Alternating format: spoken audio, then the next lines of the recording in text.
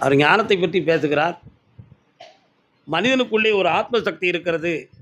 அந்த சக்தியை வெளிப்படுத்துவதும், அதை பயன்படுத்துவதும் மனிதனுடைய வாழ்வை புனிதப்படுத்தும் என்ற ஒரு தன்மையை நமக்கு நிறைய விளக்கியிருக்கிறார். மனிதன் ஒவ்வொரு பொழுதுமே தேடல் போன்ற ஒரு எண்ணத்தை தான் உள்ளத்தில் வைத்திருக்கிறான். குழந்தையா இருக்கும் பொழுது வயிற்றுக்கு இரையை தேடுகிறது. தன் கண் பார்வைக்கு தெரியும் பொழுது ஊர்ந்து விளையாடுகிற பொழுது எடுத்து வாயில் தான் வைக்கிறது. அது இரும்பு துண்டா, கரித்துண்டா, மரத்துண்டான்னு கூட குழந்தைக்கு தெரியாது. அதனால பெரியவங்கலாம் சொல்லுவாங்க, குழந்தை ஊர்ந்து விளையாடுகிற பொழுது கவனமாக இருக்க வேண்டும் என்பார்கள். ஏன்? கையில கிடைக்கிறத வாயில வச்சுக்கும். அப்ப அதனுடைய சைக்காலஜி என்ன? வயிறு நிறையணும். வாயில எதையாவது போடணும். அதுக்கு இந்த உலகமே தெரியாது. ஆனாலும் அந்த குழந்தையினுடைய உணர்வுகளுக்குள்ள என்னது பதிவாகியிருக்கு? கையில எடுக்கணும், அத வாயில வைக்கணும். இது மட்டும் பதிவாகியிருக்கு. அதனுடைய தத்துவம் என்ன? வயிறை நிறைத்துக் கொள்வதற்கு தான் நம்ம பிறந்திருக்கோம். அப்படிங்கிறது ஒரு அடிப்படை தத்துவம். ஆனா மனிதன் வளர வளர வெவ்வேறான சிந்தனை, வெவ்வேறான ஆசைகள், வெவ்வேறான எண்ணங்கள், விதவிதமான தேவைகள். இவைகளெல்லாம் அவனுக்கு வருகிற பொழுது சாப்பாட்ட 3 வேளையா குறைச்சுட்டான். அதுக்கு இடையில அதுக்கு என்னவெல்லாம் தேடணுமோ அதெல்லாம் தேடிக்கிட்டு அலையுது. ஆனா கடைசியாக பார்த்தோம்னா, உண்பதும், உறங்குவதும் மட்டும் தான் மனிதனுடைய வாழ்க்கை. இடையில நடத்துகிற சம்பவங்கள் அனைத்தும் மனிதனுக்கு காரண விதிகள், கர்மாக்கள் இவைகள் அனைத்தும் அவன போட்டு ஆட்டுன்னு ஆட்டுது. அதனால தான் மனிதன் ஒரு அமைதிக்கு வர முடியாம, அலை அலையா எங்கெங்கெல்லாமோ அமைதி கிடைக்குமா என்று தேடி திரிகிறான். இந்த தேடி திரிவதை ஞானத்தை தேடி வந்தவர்கள் சிலர். ஞானிகளாக தேடி வந்தவர்கள் பலர். குருவாக நினைத்து நம்பி வந்தவர்கள் பலர். சில அஞ்ஞானிகளை கூட நம்பி பின் சென்று வேதனைப்பட்டவர்களும் பலர். இப்படி எத்தனையோ விதவிதமான நிலைகளெல்லாம் இருக்கிறது. போதி மரத்து புத்தன் போய்விட்டான் என்று இருந்தேன். பாதி வழியினிலே பண்டிதனாய் திரும்பி வந்தான் என்று சொல்லி மனவாசத்திலே கண்ணதாசன் ஒரு சிறு கவிகளை சொன்னார். போதி மரத்து அடியில புத்தன் தவம் இருந்தார். போதி மரம்னா எந்த மரம்? வட இந்தியாவுல நம்ம நாட்டு அரச மரத்துக்கு வடமொழியில போதி மரம்னு பேர். நம்ம நாட்டுல பிள்ளையார் கோயில் பக்கத்துல இருக்கக்கூடிய அரச மரத்துக்கு வட இந்தியாவுல போதி மரம் என்று பேர். அதை ஏன் அரச மரம்னு சொன்னா? அப்ப அரசி மரம்னு வைக்கக்கூடாதா? அந்த மரத்துக்கு மட்டும் ஆண்பால் பெயர் வந்துச்சு பார்த்தீங்களா? அரசன். இன், ஆண் நின்று வருவது ஆண்பால். இல், ஆள் என்பது பெண்பால். இப்படி இலக்கணத்துல ஒன்று நம்ம சொல்லி வச்சிருக்கிறோம். அதே மாதிரி இல், ஆள் என்று வந்தால் அது பலவின் பாலையும் குறிக்கும் என்றும் சொல்வார்கள். வந்தார்கள், சென்றார்கள், போனார்கள் என்றெல்லாம் இலக்கணத்தில் உண்டு. ஆனால் பாலை குறிக்கின்ற பொழுதுதான் அதில் ஆண்பால், பெண்பால் என்பதை நாம் இலக்கணத்தில் புரிந்து கொள்ள முடியும். அந்த அரசன் மரம் அப்படின்னு சொல்லும் பொழுது ஒரு பெரிய சிந்தனைக்குரிய ஒரு செயல்பாடுகள். பெண்ணுக்கு மட்டும் தான் பகவான் கர்ப்பப்பையில குழந்தைய ஜனனமாக்கக்கூடிய சக்தியவும், தாங்கக்கூடிய சக்தியவும் இறைவன் கொடுத்திருக்கிறான். அப்போ அவ போய் அரச மரத்தை சுத்தி வந்தா குழந்தை பிறக்கும் அப்படின்னு சொல்லி ஒரு பெரிய மன ரீதியான ஒரு பக்குவத்தை அந்த காலத்துல நம்ம ஒரு பரிகாரமாக வச்சிருக்கிறோம். ஏன் அப்படி செய்தான்? அரச மரம் என்பது பெண்ணுக்கு கற்ப சக்தியான ஒரு ஆற்றலை, அதனுடைய அதிர்வு சக்தியிலிருந்து கொடுக்கக்கூடிய ஒரு ஆற்றல் அரச மரத்தினுடைய அதிர்வுக்கு இருக்கு. அப்படி என்பதுதான் அங்குள்ள விதி. அரசன் தளிர்கள், அரச மரத்து காற்று, அந்த மரத்தினுடைய அதிர்வலைகள், பெண்ணினுடைய கற்பப்பைக்கு உயிர் சக்தியை கொடுக்கிற ஆற்றல் அதுக்கு இருக்கு. அதனால போய் நீ அரச மரத்தை அதிகாலையில போய் சுத்தி வான்னு சொல்லுவாங்க. சும்மா மரத்தை சுத்தினா தப்பா நினைச்சிரும்னு சொல்லி அங்க ஒரு பிள்ளையாரையும் சேர்த்து வச்சு, அந்த பிள்ளையார கும்பிடும் பொழுது உனக்கு ஒரு பிள்ளை கிடைச்சிரும். அப்படிங்கிற ஒரு பக்குவத்தை சொல்லி நம்மள சுத்த வச்சாங்க. அந்த அரச மரத்துக்கு அப்படி ஒரு சக்தி. ஆலம் விழுதுகள். ஆலம் விழுதுகள் போல் சொந்தம் ஆயிரம் வந்துமென்றேன். வேறென நீ இருந்தாய், அதில் நான் வீழ்ந்து விடாதிருந்தேன். பெண்ணை பற்றி சொல்லும் பொழுது ஆள் போல் தளிர்க்க வேண்டும், அருகு போல் வேரூன்றி ஆள் போல் தளிர்க்க வேண்டும், வாழையடி வாழையாக வளர வேண்டும் என்று சொல்லி வாழ்த்துவாங்க. ஆலமரத்துக்கு மட்டும் அப்படி என்ன சக்தி? நல்லா நீங்க யோசித்து பாருங்க. ஆலமரம் ஒன்று தான், ஆணிவேர் கிடையாது.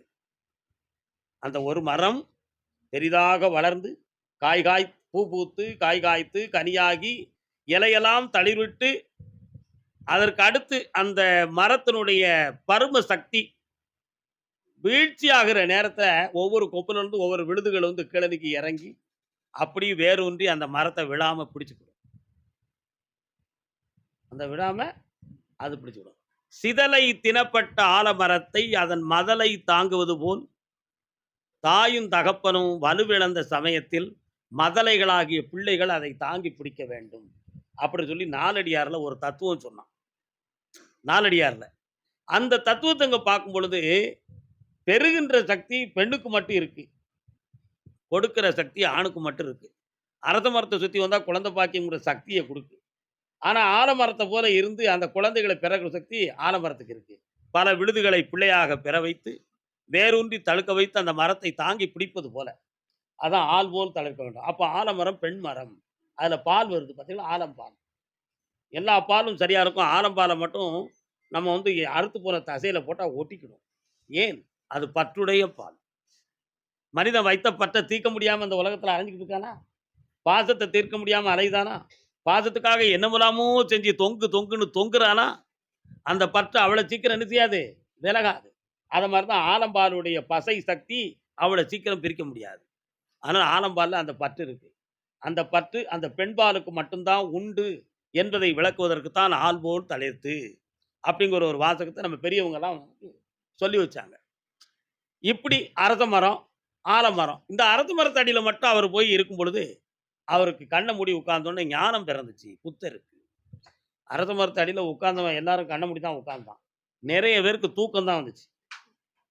ஆனா புத்தர் ஒருத்தருக்கு தான் என்ன வந்துச்சு? ஞானம் வந்துச்சு. அப்போ வந்ததுக்கு அரச மரம் காரணமா? உட்கார்ந்தவனுடைய மனசு காரணமா? உட்கார்ந்த இடம் காரணமா? உட்கார்ந்தவனுடைய மனசும் அறிவும் தான் காரணம். அத வச்சு தான் அந்த ஞானம் வந்து அங்க வந்து தோன்றியிருக்கு என்பதை பற்றிய நமக்கு ஒரு விளக்கம் கிடைச்சது. ஞானி அப்படின்னு சொன்ன உடனேயே மக்களுக்கு வந்து ஒரு பெரிய சிந்தனை சக்தி, சிந்தனை ஆற்றல். ஞானி. அவருடைய வாக்கு நமக்கு பரிதமாகும். அவருடைய ஆசீர்வாதம் நம்மளை வாழ வைக்கும். அவர் நம்மள நினைத்தாலே போதும், நம்முடைய எண்ணங்களுக்கு ஒரு சில விடுதலை கிடைக்கும். என்ற எண்ணங்கள் எல்லாம் ஞானியை பற்றி, ஞானத்தை பற்றியும், ஞானியை பற்றியும் எல்லா மனிதருடைய உணர்வுக்குள்ளேயும் ஒரு பதிவு வந்து உட்கார்ந்திருக்கு. இந்த பதிவின்படி பெற்ற ஞானிகளை இன்னைக்கு உலகம் முழுக்க என்ன செய்தாங்க? பக்தர்கள்லாம் போய் தேடி, தேடி, தேடி, தேடி, தேடி போறாங்க. அதனால இந்த ஞானம் என்பது உண்மையானது, அழியாதது, அழிக்காதது, அழிவற்றது. ஞானம் தானாவும் அழியாது. அது யாரையும் அழிக்காது.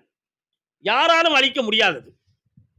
3 விதமான பேராற்றலை கொண்ட ஒரு மகத்துவமான சக்தி தான் அந்த ஞானம் அப்படிங்கிறது. அந்த ஞானம் மட்டும் எப்படி? தலையில இருக்கக்கூடிய மூளை 2 விதத்துல இடது பக்க மூளை, வலது பக்க மூளை. வலது பக்க மூளை தூண்டுணர்வை காட்டும், இடது பக்க மூளை ஸ்டோரேஜ் சேமித்து வைக்கும். இந்த சேமித்து வைக்கக்கூடிய சக்தி இடதுபுறத்துக்கும், தூண்டி விடக்கூடிய சக்தி வலப்புறத்துக்குமாக பகவான் வந்து நமக்கு முதல்லயே பிளான் போட்டு படைச்சு வச்சுட்டான். இந்த 2 விதமான மூளையும் சங்கமித்து சரியான முறைப்படி இருந்தா, வலது பக்க மூளை தெளிவாக இருந்து இயங்கிக்கிட்டு தான் அவன் பேர் அறிவாளி, முதிர்ச்சி அடையும் பொழுது ஞானி. இடது பக்க மூளையை மட்டுமே சரியாக நினைத்து செயல்பட்டு இருந்தா அவன் சராசரி மனுஷன். அங்க பாதி, இங்க பாதி இருந்தான்னா அவன் ஒரு மாபெரும் குழப்பவாதி. இப்படி வந்து மனிதன்ல 3 விதமான பிரிவுகளை வந்து உருவாக்கக்கூடியது அந்த மூளை. மூளை உருவமானது, அதுல தோன்றக்கூடிய மனோ அலை என்பது உருவமற்றது. மனசு உருவம் இல்லாதது. ஆனா மனது தோன்றக்கூடிய பகுதி மூளை, அதுக்கு உருவம் இருக்கு.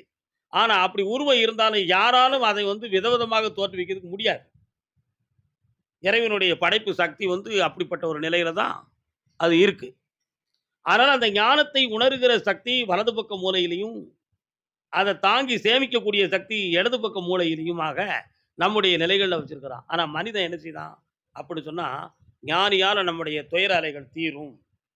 நம்முடைய துன்பங்கள் தீரும்ங்கிற ஒரு பதிவு அவன் உள்ளத்துல இருக்கக்கூடிய ஒரு காரணத்தால, அவங்கள தேடி அலையணும் அலையணுங்கிற ஒரு சிந்தனையில வாரான். அதுல 100 பேர் அலைகிற பொழுது ஒருத்தன் சிந்திக்கிறான், நமக்கு இத மாரி ஒரு சக்தி வேண்டுமே என்று ஒருத்தன் சிந்திக்கான். 99 பேர் இவர் மூலமா நமக்கு ஒரு பலன் கிடைக்கணும் அப்படிங்கிற எண்ணத்துல சிந்திக்கிறான். இந்த 99 பேர்ல பலன் கிடைக்கணும்னு நினைச்சவனுக்கு, அந்த பலன் பழுக்கு, விழுக்கு போல கிடைக்கும். எப்படி? பழுக்குன்னா மின்னல் மாரி. விழுக்குன்னா மூடிட்டு முழிக்கிறது மாரி. அந்த நொடி பொழுதுல ஒரு சின்ன மாற்றமாகி லைஃப் எங்கேயோ போயிரும். இந்த 99 பேருக்கும் ஒரே நேரத்தில கிடைக்காட்டிலும் காலம் கடந்தனாலும் சரி, அது என்ன செஞ்சிரும்? கிடைச்சிரும். ஆனா, இவர மாரி ஒரு சக்தியை பெற வேண்டும் என்று நினைத்து எவன் வருகிறானோ, அவன் சோதனையில கிடந்து ஈடுபடுவான். ஏன் அவன துவைச்சு எடுத்து, அவன சரி பண்ணி, அழுக்கெல்லாம் தொடச்சு, நெறியாக்கி, அவன் இந்த நிலையை அடையக்கூடிய பக்குவம் கிடைக்கிறது வர, பல பல இன்னல்கள், பல பல துன்பங்கள், பல இடையூறுகளை எல்லாம் சந்தித்து, அனுபவப்பட்டு ஒரு நிலைக்கு வந்து தேர் நின்ன பிறகு தான், சாமிய தேர விட்டு எடுப்பாங்கன்ன மாரி, அது நிலைக்கு வந்த பிறகு தான் அந்த ஞானத்த அவன் வந்து இந்த உலகத்துல பெற முடியும். இந்த உண்மையை உணர்ந்து கோடிக்கணக்கான மக்கள் நம்மை ஒரு ஞானிய தேடி வருகிறாம்னு தெரிஞ்ச உடனேயே இன்னொருவருக்கு ஒரு ஆசை. நம்மளும் ஒரு ஞானியா ஆகணுங்கிற ஆசையில தான் அவன் இருக்கான். ஞானியாகி அவன் தவம் இருந்து வரும்பொழுது அவனுக்கு 50 வயசு, 60 வயசு ஆயிரும். அப்பொழுது ஒரு சில பக்குவத்தை அவன் பெற்று வருவான். அவன் யாரெல்லாம் நம்மள புகழணும்னு நினைச்சானோ, அவன்லாம் அந்த ஊர்ல இருக்க மாட்டான். வேற ஊர்ல போய் இருப்பான். ஆனா இவன் இந்த ஊர்ல வந்து உட்கார்ந்திருப்பான். உலகமே அவன போற்றிக்கிட்டு இருக்கும். ஞானத்தினுடைய வலிமை அப்படிப்பட்டது. இந்த ஞானம் உண்மையாக ஒருத்தனுக்கு கிடைத்துவிட்டால், அதை வளர்க்கக்கூடிய பாதையில் அவனுடைய மனம் அப்படியே தொடர்ந்து வளர்ந்து வளர்ந்து போகி, முதிர்ந்த ஞானத்தை அடைகிறான். அந்த முதிர்ந்த ஞானம் என்பது எப்படின்னா, உடல் முழுக்க ஆத்ம சக்தி பெருகி, இந்த பிரபஞ்சத்தை தன் பக்கம் இழுக்கக்கூடிய மாபெரும் ஒரு வசீகரத் தன்மையை ஒருவன் பெற்று, பிரபஞ்சத்தில எது நினைத்தாலும் நடக்கும்படியான ஒரு ஆற்றலை உருவாக்கி, தர்ம நிலைகளிலே இருக்கக்கூடியவன் தூய ஞானியாக இருப்பான். ஆனா, அந்த சக்திய பெற முடியறதுக்கு முன்னால, ஞானி ஆகணுங்கிற எண்ணத்தில அந்த வேஷத்தை தாங்கி, அந்த அலங்காரத்தை செய்து கொண்டு, தானும் ஒரு ஞானி என்பதை 4 பேருக்கு காட்டி 40 பேராக பெருக்கி, ஒரு கும்பாயம் போட்டுக்கிட்டு இருக்கும் பொழுது, அவன் நம்புறதுக்கு ஒரு சில வேலை வேணும்னு நெனைப்பான். அவன் நம்புறதுக்கு ஒரு சில வேலை வேணும்னு நினைக்கான். அந்த வேலை என்ன வேலை? அது ஒரு சின்ன வேலை. அது ஒரு சின்ன வேலை. எப்படி? மாயாஜாலத்தில ஒரு பொருளை வர வைப்பது. மாயாஜாலத்தில ஒரு பொருளை வர வைப்பது. மாயாஜாலத்தில ஒரு பொருளை உங்களுக்கு விசித்திரமாக காட்டுவது. படார்ன்னு லட்டு எடுத்து குடுக்கிறது. அந்தாள இருக்கிற கையில உடனே ஒரு பாம்ப காட்டுறது. ஆஹா! எவ்வளவு பெரிய ஒரு அற்புதம். இவர் ஒரு பெரிய கடவுளின் பிரதிநிதி. எடுத்தவுடன் ஒரு பாம்பு வந்து விட்டது பார். கிடைத்தவுடன் லட்டு கிடைத்து விட்டது பார். அப்படிங்கிற ஒரு வியப்பு சக்தி. அதனால எல்லாரும் கூட்டமா இருப்பாங்க. அப்படி திடீர்னு இப்பொழுது உங்களுக்கு பன்னீர் மழை பொழியும் பாரு. உடனே பன்னீரா தெளிக்கும். இது எல்லாம் வந்து விட்டது. ஆஹா! என்ன அற்புதம்! இப்படியெல்லாம் ஒருவன் வியந்து அவனையே கடவுள்னு நெனைப்பான். இந்த ஜாலம் புரிபவனையே கடவுள் நினைப்பான். அப்படி இருக்கும் பொழுது அதைப் பற்றிய ஒரு சில விளக்கம். எஞ்சாத பூரணமாய் நித்தமாய் போக்கும் வளர்வும் அல்லாத காரணமாகி ஒன்றுமில்லாத நிலையே கதியாகி தாரணியில் இந்திரஜாலம் புரிவோன் தந்திரத்தால உயிரையும் தான் மயக்கி சார்ந்தும் சாராதிருப்பது போலாம். இதை பத்தி என்ன சொல்றாருன்னா, எஞ்சாத பூரணம். எஞ்சல்னா அளவு. எஞ்சலிலா அளவில்லாத, எஞ்சாத ஈடில்லாத, ஈடில்லாத பூரணமாய் இருக்கின்ற ஒரு சக்தி கடவுள் என்னும் ஒரு சக்தி. எஞ்சாத பூரணமாய் இருக்கின்ற சக்தி. அந்த சக்தி நித்தமாய் ஒரு நாளும் குறையாததாக, போக்கும் புணர்வும் இல்லாததாய், போக்கு இறப்பற்றதாக, வரவு பிறப்பற்றதாக, புணர்வு கலப்பற்றதாக. அப்ப இறை சக்திக்கு என்னமெல்லாம் கிடையாது? இறப்பில்லை, பிறப்பில்லை, கலப்பில்லை. அது எதிலையும் போய் என்ன செய்யாது? கலந்து நிற்க முடியாது. அது தனித்தே நிற்கும். அதான் போக்கும் வரவும் புணர்வும் அல்லாத அற்புத நிலையின் காரணமாகி ஒன்றுமில்லாத கதியாகி, அது இன்ன பொருள்தான் என்று உன்னால விளக்க முடியாத ஒரு மாபெரும் கருப்பொருளாய் சக்தியாய் இந்த உலகத்துல நிற்கும். அது தானே கதியாக இருக்கும். அதுதான் கதி. அதனுடைய நிலையும் அப்படித்தான். யார் பூரணமாக வேண்டுகிறார்களோ அவர்களுடைய இருதயத்தில் அது போய் குடியிருக்கும் என்பது விளக்கப்படுகிறது. அடுத்து சொல்லலாம், தாரணியில் இந்த பூவுலகிலே இந்திர ஜாலம் புரிவோன், ஜால வித்தை மாயாஜாலம் புரிகின்றவன், தந்திரத்தாலே உயிரையும் எல்லா உயிர்களையும் எல்லா மனிதனையும் தான் மயக்கி அவர்களெல்லாம் மயக்கி தன் பக்கம் இழுத்து சாராது சார்வது போல் சாராது சார்வது போல் ஒரு வாசகத்தை சொன்னார். கடவுள் பக்கம் சார்ந்தது போல மக்கள்கிட்ட அவன் தன் மாயாஜாலத்தை காட்டிக்கிட்டு இருப்பான். இவன் தான் கடவுள்னு சொல்லக்கூடிய அளவுக்கு இந்த ஜால வித்தையை செஞ்சுக்கிட்டு இருப்பான். அப்ப இவனே கடவுள் என்று நினைக்கக்கூடிய அளவுக்கு அறியாமை உடைய மனிதர்கள்ட்ட அவனுடைய பெயர் விளங்கும். ஆனால் சொல்றாரு, அது சாராது. அது இறைவனோடு கலப்பில்லையப்பா. அது ஒரு அறிவு மயக்கம். பிரத்தியாருடைய அறிவை மயக்கி செய்கின்ற ஒரு விதி. அது ஒரு வகையான விதம். அது ஒரு வகையான ஒரு ஜால வித்தை. ஆகையால் வித்தை செய்பவன் பிறருக்கு பயன் இருக்கும். ஆனால் தான் அந்த வித்தையில் மயங்காதவனாக இருப்பான். வித்தை செய்தவன் பார்க்கிறவன் தான் மயங்குவான். செய்றவன் மயங்குவானா? மயங்க மாட்டான். எப்படி வித்தை செய்பவன் அதை பெறக்கூடியவன் மயங்கி தான் மயங்காது இருக்கிறானோ, அதுபோல் இறைவன் இவ்வுலகத்தை ஆட்டி வைக்கிறான். ஆனால் அவன் ஆடுவதில்லை. அவன் ஆடுவதில்லை. பாத்திரத்திலே பால் கொதிக்கும், பாத்திரம் கொதிப்பதில்லை. உண்மையா இல்லையா? பாத்திரத்துல பால் கொதிக்கும். ஆனா பானை கொதிக்காது. மணல்ல கடலைய போட்டு வறுப்போம். மணல் கருக்கும். ஆனா கடலை கருக்காது. ஆனா அது மணலோட தான் கிடந்தது. மணலோட தான் கிடந்து நெருப்புல வெந்தது. ஆனா மணலோடு தான் வறுக்கப்பட்டது. எப்படி மணலோடு கிடந்தாலும் கடலை கருக்காமல் கிடந்ததோ, மணல் தனித்து நின்றதோ, அதுபோல் உள்ளவன் இறைவன். பால் கொதித்தாலும் பானை கொதிக்காது நின்ற கருப்பொருளாய் இருந்தவன். ஆனா பானைக்குள்ளே கிடந்ததுதான் பால். ஆனா பால் கொதித்தது, பானை கொதிக்கவில்லை. அந்த கருப்பொருள் தான் இறைவன். இப்படி சார்ந்ததும் சாராததுமாய் நிற்பது போல ஜாலம் புரிவோன் தானே கடவுள் என்று சொல்வான். ஆனா இறைவனுக்கும் அவனுக்கும் ஒரு சார்பு தன்மை இருக்காது. அந்த ஜாலத்திலும் இருக்காது. அந்த ஜாலம் இறைவனால் கொடுக்கப்பட்டதும் இல்லை, இறை சக்தியால் வழங்கப்பட்டதும் இல்லை என்பது விளக்கப்படுகிற உண்மை. என்ன மாயாஜாலம் புரியுறதுக்கு இறைவன் என்ன ஆட்களை புரோக்கரா வச்சிருக்கிறாரு? மகனே, இவன் என்னை நம்ப மாட்டேன் என்கிறானப்பா. உன் கையில இருந்து ஒரு பாம்பை எடுத்து கொடு, அவன் என்னை நம்பட்டும். அப்படி இவனை ஏவி விட்டாரா? இல்ல உன் கையில இருந்து 4 லட்டு எடுத்து கொடுப்பா, இதை கொடுத்தோன்னு உன்னை நம்புவாங்க, அதுக்கு நான் தான் காரணம்னு ஆகட்டும் என்று இறைவன் என்ன கட்டளை இட்டாரா? அவருக்கு வேற வேலையே இல்லையா என்ன? ஆகையினால் ஜாலம், மாய வித்தை இவைகளெல்லாம் ஒரு வகையான அறிவு மயக்கம். ஆனா ஞானத்தின் பால் அவைகள் இருப்பதில்லை. அதைத்தான் சொன்னார். தாரணியில் ஜாலம் புரிவோம் சாராது சார்ந்திருப்பது போல். கடவுள் இந்த உலகத்துல பல லீலைகளை செஞ்சுக்கிட்டு இருக்கான். எத்தனையோ வகை லீலைகள்லாம் நடந்துகிட்டு இருக்கு. இந்த லீலைகள்ல அவன் ஒரு பொழுதும் சேரலப்பா. உன் சோதனையில ஒரு பொழுதும் அவன் பங்கெடுத்துக் கொள்ளவில்லை. உன் வேதனையில் அவன் ஒரு பொழுதும் மயங்கவில்லை. உன்னுடைய போற்றலுக்கும் உன்னுடைய தூற்றலுக்கும் அவன் ஒரு பொழுதும் அசைந்ததாகவே இல்லை. அவன் என்று நிலைத்த கருப்பொருளாகவே இந்த உலகத்தில் காட்சி அளித்துக் கொண்டிருக்கிறான். நீ அவனை அடைவதற்கு உன் உள்ளத்தை தான் தூய்மைப்படுத்த வேண்டும். உன் மனதைத்தான் மாசற்ற நிலைகளாக வைத்திருக்க வேண்டும். உன் பாதையைத்தான் தெளிவாக நீ எடுத்துக்கொள்ள வேண்டும். ஆகையினால் போலித்தனமான நிலைகளை உள்ளத்திலே வைத்து இறை ஆற்றலை பெற வேண்டும் என்று நினைத்தால் அது தாரணியில் ஜாலம் புரிவோனுக்கு சமமாகும். ஒரு பொழுதும் அது நிலைப்பதில்லை. அதனால மாய வித்தைகளுக்கு மனிதன் தன் மனதை பறிகொடுக்காமல் ஞானம் எது என்பதை உணர்ந்து ஆத்மாவை இயக்குகிற சக்தியை பெற்றால் மட்டும்தான் அது இறை சக்தியினுடைய தொடர்பே தவிர பாக்கி எந்த ஒரு வித்தை சக்திகளையும் வைத்து அது இறை சக்தி என்று சொன்னால் அது பக்தனை ஏமாற்றுகிற வித்தை ஆகும்.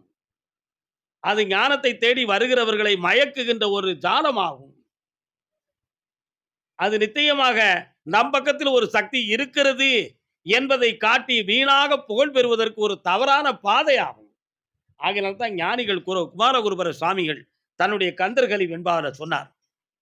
வந்த கலி தீரவென்று கந்தர்களி பாட வந்தேன், அந்த முள்ள 3 கவி சரணமும் தந்தேன். வந்த கலி தீர வேண்டும், பிறந்த பாவம் தீர வேண்டும் என்று சொல்லி ஓடி ஓடி திரிந்து உன் பாதம் காணாமல் வாடி கலங்குகிற என்னை கந்தா என் கலி தீர்ப்பதற்கு உன் பாதார விந்தத்தை காட்டினாய். ஆகையினால் உனக்கு நான் கந்தர்களி வெண்பாவை பாடினேன் என்று சொல்லி முருகப்பெருமானை நோக்கி 148 அடிகளை கந்தர்களி வெண்பா என்று பாடி இந்த உலகத்துக்கு ஞானத்தை புகட்டினார் குமரகுருபர சுவாமி அவர்கள். அந்த கந்தர்களி வெண்பாவை நீங்க எல்லாம் படிக்கணும்.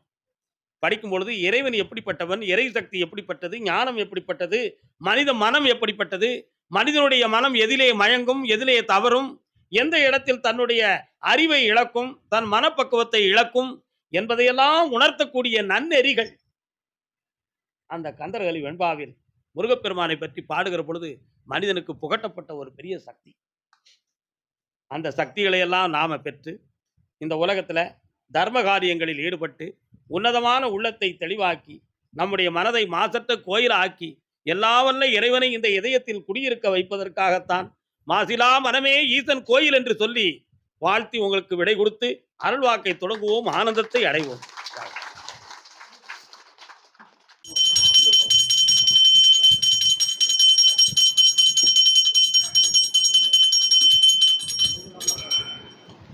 மாளிகைப்பாறை கருப்பசாமி மயில் வாகனத்தில் வந்த முருகா, என் குருநாதரே பாண்டி சித்தரே, வேலவனே விநாயகப் பெருமானே. கருப்பசாமி, உன்னை அழைக்கின்ற பொழுதெல்லாம் 20 கூட்டுறவு 61 பந்திக்காரர்களும் சேனை வகுத்து தானை சூழ்ந்து தொண்டு செய்வேன் என்பது சத்தியமானால் வந்திறங்கி எனக்குள் இருந்து சொன்ன வாக்கு நடக்கும்படி கட்டளையிட்டு கூப்பிடனுப்பா. அழைக்கின்ற பொழுதெல்லாம் 21 கூட்டுறவு 61 பந்திக்காரர்களும் சேனை வகுத்து தானை சூழ்ந்து தொண்டு செய்வேன் என்பது சத்தியமானால் அனைவரும் வந்திறங்கி எனக்குள் இருக்க வேண்டும். கருப்பசாமி, உன் திருவடிகளை சரணம் கூட்டி அழைக்கிறேன். பட்டினத்தார் திருவடிகளுக்கு 1000 கோடி வாழ்த்துக்கள். முதல் உத்தரவு திருப்பூர்.